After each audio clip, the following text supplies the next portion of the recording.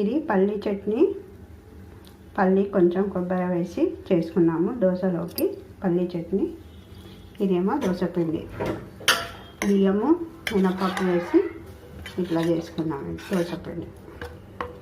ఇప్పుడు దోశలు వేసుకుందాము. దోశ మంచిగా వేగిపోయింది, ఇప్పుడు చూస్తున్నారు కదా.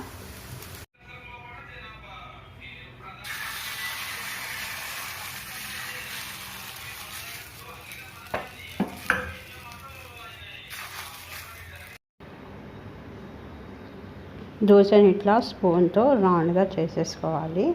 దాన్ని మంచిగా రౌండ్గా చేసుకున్న తర్వాత అది అటు సైడ్ వేగిపోతుంది. మంచిగా వేగిపోయాక దానిపైన ఒక చుక్క నూనె వేసుకోవాలి. ఒక చుక్క నూనె వేసి దాన్ని మళ్ళీ మలుపుకోవాలి. అలా ఒక చుక్క నూనె వేసి దాన్ని మళ్ళీ మలిపేసుకోవాలి ఒక నిమిషం అయిన తర్వాత. కానీ పెంక మీద మాత్రం నూనె వేయొద్దు, దోశ పైన వేయాలి. దోశ వేసిన తర్వాత దోశ పైన వేయాలి. పెంక పైన వేస్తే ఇట్లా ఇట్లా సుక్కపోతుంటుంది. ఇట్లా మలుపుకోవాలి. దోశ మంచిగా బ్రౌన్ కలర్ అయింది కదా, చూస్తున్నారు కదా. మన దోశ రెడీ అయిపోయింది. దీనికి ఆలు కర్రీ కూడా చేసుకోవచ్చు, ఉల్లిగడ్డ కర్రీ కూడా చేసుకోవచ్చు.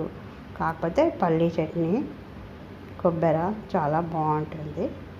మనం ఇప్పుడు పల్లీ చట్నీ కొబ్బరితో చేసుకున్నాం కదా, ఆ చట్నీ దోశలు, వేడివేడి దోశలు చాలా బాగుంటాయి. మసాలా కారం ఉన్నా అని వేసుకుంటే ఇంకా చాలా బాగుంటుంది. Thanks for watching. మీరు కూడా ఒకసారి ట్రై చేయండి, షేర్ చేయండి.